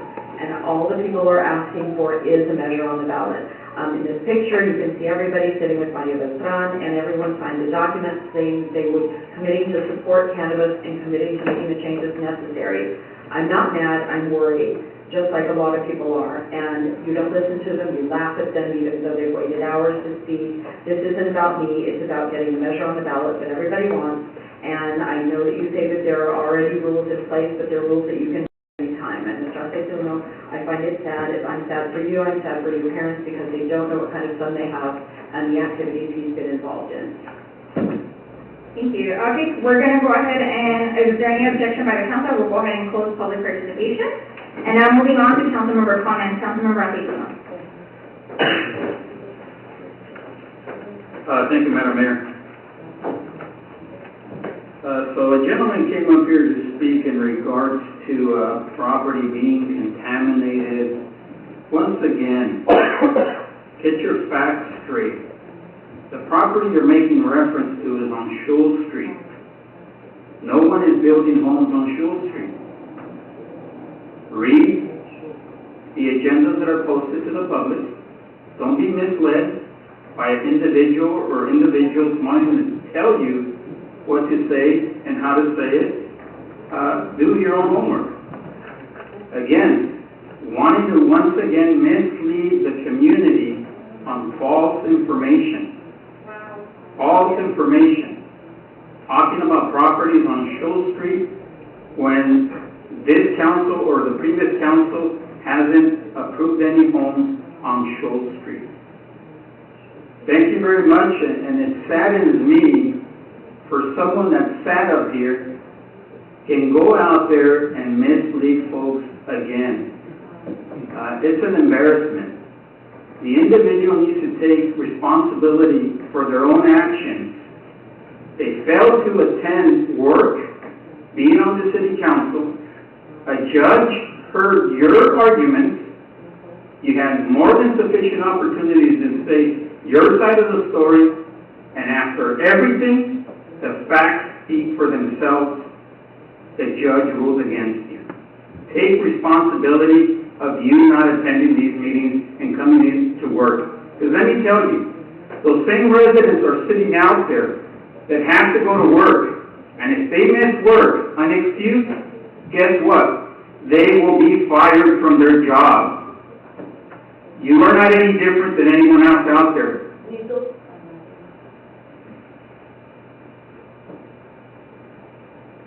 Well, that just goes to show, where they get their schooling from. The parents are there, they had the opportunity, if they wanted to come up here and speak and say their piece, not blurb out words out in the audience. With that, I apologize for those residents that are being misled and misinformed, to our staff that are working hard, trying to make sure that our community, our residents are getting the best possible facilities and different things. So thank you with that, and I want to thank my colleagues also for standing up here and hearing these false information. The last meeting, we had this item for discussion of whether or not the marijuana is approved or disapproved in this city. Staff, address this, Mr. City Manager. Can we have our staff once again respond to the false information that was said at this meeting and at the previous meeting? I'm sorry, you need to respect, this is your first warning, Mr. Rodriguez. Mr. Rodriguez, this is your warning as well. This is your second warning, Mr. Rodriguez. You need to respect the rules of the quorum. Thank you. Continue, Councilmember. Councilmember Acevedo, just for the record, the city of El Garden currently prohibits cannabis, except for what is required by state law. Staff direction is to bring back a proposed agenda for a community workshop to discuss cannabis. Mr. Rodriguez, if you have to, I'm sorry, Chief, can you please go ahead and report them out? Mr. Rodriguez, you've been warned. Can we please shut those doors? And just for the public, para el público, la siguiente persona que hable fuera de orden también nos vamos a... Muchísimas gracias. Let's go ahead and make sure that door is not locked, but they have been given several warnings to maintain their composure as of now. Unless they're willing to follow the rules of the forum, they're not to be allowed back in. Sorry, Councilmember, if you can please continue. So again, in summary, currently state law, the municipal code of the city of El Garden only allows cannabis to the extent that state law requires it. Staff will be coming back at a future council meeting with agenda topics for a community workshop going forward, and with that, there is really no other activity to speak to. And with that, I have nothing else to say. I just want to thank the residents that are here, bringing legitimate concerns. We are here to hear you out, whether they're legitimate concerns or not. We're going to still accept your comments, and thank you once again. Thank you, Councilmember. Councilmember Martinez? Just want to mention that I've been talking to residents for the last week, visiting their homes, doing walkthroughs through our streets, and responding to a lot of comments that you guys have been posting online. Recently, I put out a thread on how we can improve safety in Bell Gardens, and I received over 100 comments. So I just compiled those comments right before this meeting, and I will be having a meeting with the police chief. I believe that these are important issues, and I think that we can find ways to improve the safety of everyone in the streets of Bell Gardens. There's a wide variety of issues that have been brought up. And if you are interested in being part of the conversation, if you're interested in really improving Bell Gardens and talking about issues that are relevant, please get in contact with me. I'm also online. I respond to as many comments as I can. And you will be seeing something from me in regards to that report that I'm preparing very soon, hopefully by the end of this week. I want to comment also in regards to the whole marijuana subject. I want you to know that at least for me, it is not a priority, it is not an interest. Right now, what is an interest to me is the sales tax that's coming up that you guys are going to be voting on. I think that is a great source of revenue that is in the horizon, and I think that we should all be thinking about these opportunities that are real opportunities coming our way.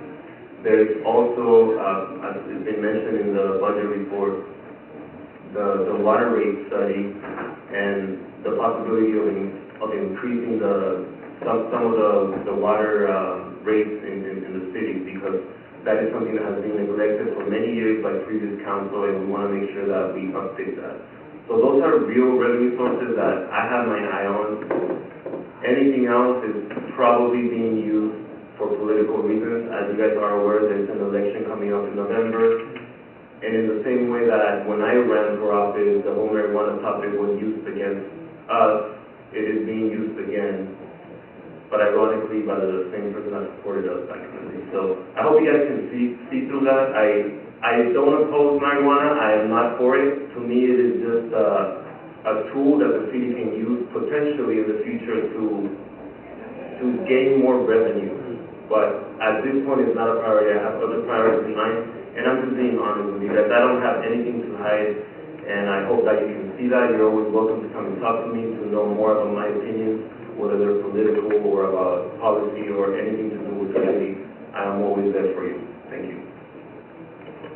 And as far as my comments, I'll do my own interpretation, thank you. Para nuestros residentes que están aquí, creo que este es un mensaje muy importante para ustedes y por eso lo quiero hacer en español. I'll be interpreting after. Creo que el concejal Aceituno es un punto muy importante. Todos nuestros miembros que están sentados aquí, incluyéndonos a nosotros, trabajamos todos los días, ¿cierto? Nos presentamos a nuestros respectivos trabajos, ponemos horas. La comida que traemos a la mesa la hacemos honestamente, pagamos nuestros biles, nuestros taxes, etcétera, etcétera. Y el concejal mencionó que la señora está enojada por lo que el juez ordenó que ella ya no ocupara un asiento en ese concilio. Y la razón por la cual ordenó, y me lamenta mucho que tenemos que volver a lo mismo y a lo mismo, y no podemos avanzar y en realidad construir lo que es nuestra ciudad. Pero es necesario aclarar todos estos puntos. La razón por la cual el juez falló en contra de la señora es porque faltó 2 diferentes periodos de más de 60 días a lo que son las juntas del concilio.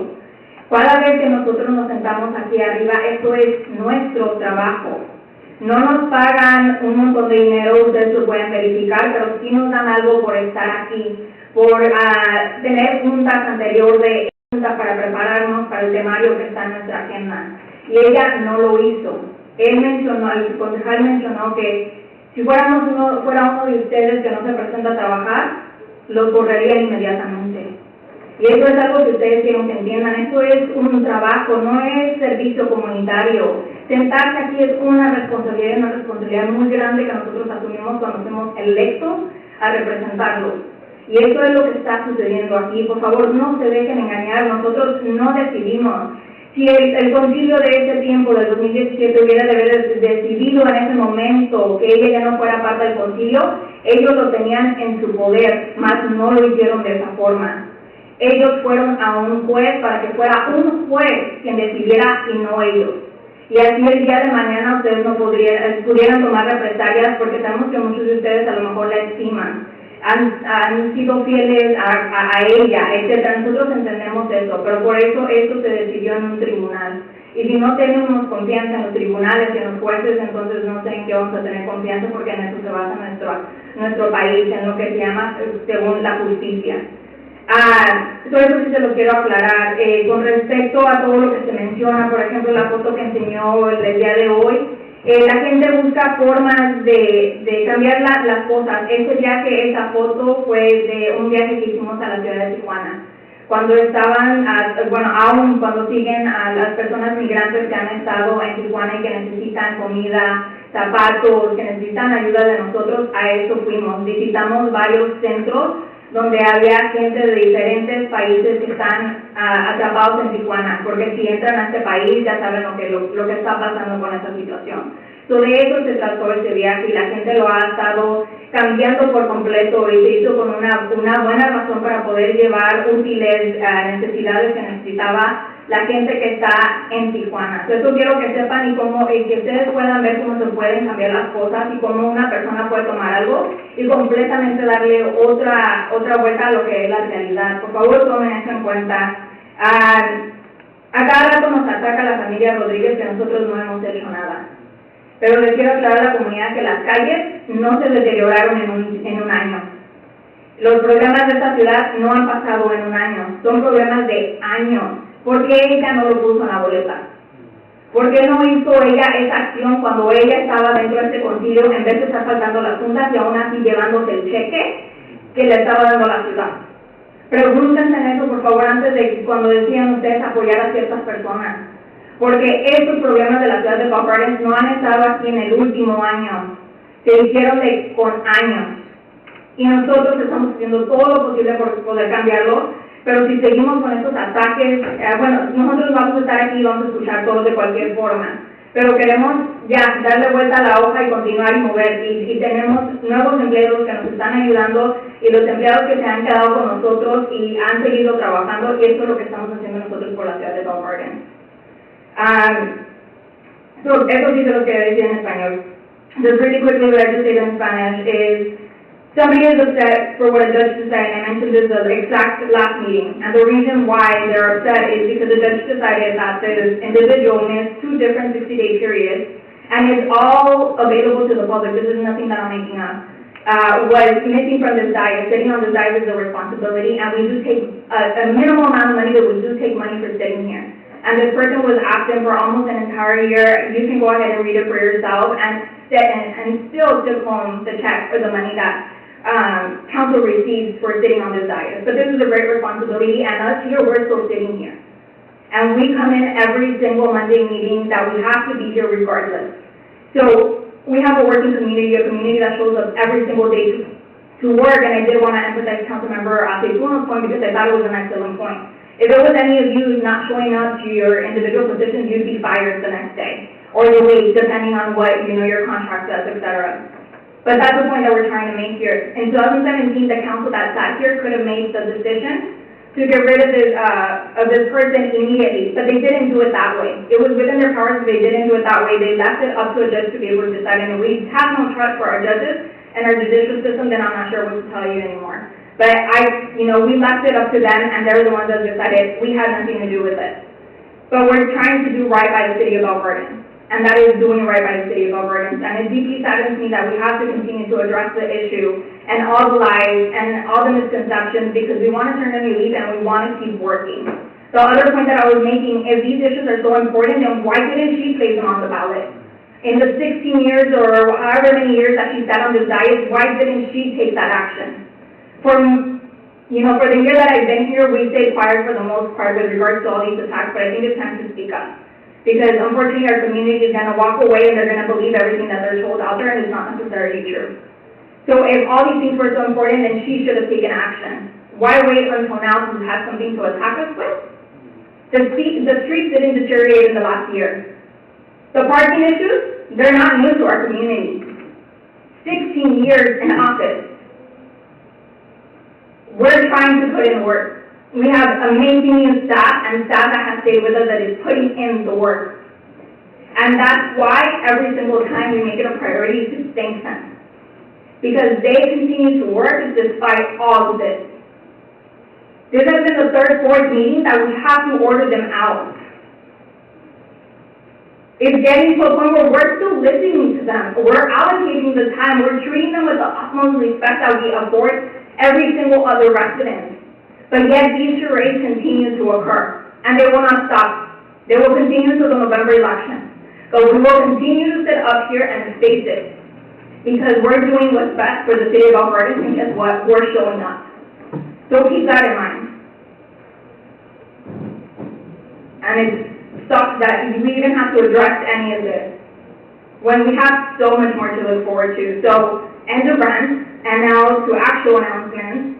The census is coming, and it's just crazy that I have to follow that with that. But the census is coming. As of March 12, you should be expecting for cards to be arriving at your home so that you can fill out the census online. We will have over 10 kiosks in the city so that you can support your family, and as staff both here at the city and at the school district, we will be supporting families to fill out the census. It is of utmost importance that everybody is counted this time around because based on the last census, they estimate that we have about 45,000 residents, and our numbers are not that low. We have, it's a highly dense population here in the city of Garden, so we need everyone to be counted, especially the 0 to 5 and our senior citizens, because those have been the populations that haven't been adequately counted in years before. But if you would like more information, we do have an upcoming workshop at Gardens High School. We'll be posting that to our social media pages.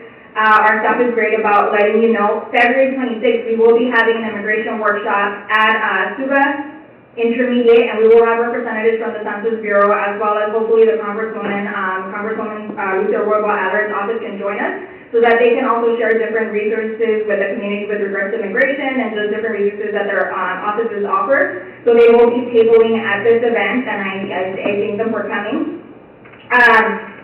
Don't forget, early registration, or actually early voting is gonna start as soon as February 29th, so it's coming up, so you can start voting as of February 29th. We have a new and complex system, but there's tutorials on YouTube that we can use to familiarize our families with regards to voting, so that everybody can go ahead and go vote. It's a very important election. The primaries and then the November elections, it will be very important for our country as a whole. So I encourage and I petition everyone to please go out and vote, and just on the device, I'm under the understanding that only certain candidates come out on the first page. Make sure you scroll through all the different pages before you make your selection. But again, we'll be sharing through our social media pages the tutorial videos so that you can check it out and vote the right way. Para nuestros miembros en español, rapidito, tenemos un evento de inmigración el 26 de febrero en Suba Intermedia con la congresista Lucia Roybal-Adler. Va a estar llevando diferentes recursos también que ustedes pueden usar con todo esto de inmigración. También va a estar el US Census Bureau compartiendo más información sobre el censo, o si tienen esas preguntas de último minuto las pueden hacer. A partir del 12 de marzo les van a empezar a enviar diferente información a sus casas acerca del censo, para que lo puedan completar por internet. Si lo completan por internet, entonces nadie viene a tocar a su puerta, y creo que eso queremos, así ya nadie viene a perturbarlos. Y por último, lastly, to my colleagues, I did get a request for us to participate in a beautification of Suba Elementary. So I would like to somewhat gauge you right now, our petition, to see if this would be something that you guys would be interested to partake together as a council. That way we can give direction to staff to start coordinating. It's slated sometime in April. They just beautified a school in connection with Commerce and Bandini Elementary with Commerce, and they're going to beautify, I believe, Montebello High School in conjunction with Montebello City Council. So I think this would be a great opportunity for us to give a little tender love and care to one of our schools. So I wanted to see if you guys were okay with that. Perfect. Okay, so then City Manager, I'll go ahead and connect you, and then we could just follow up with that. And thank you very much. At this point, I would like, if there's no objection by the council, I would like to adjourn this meeting.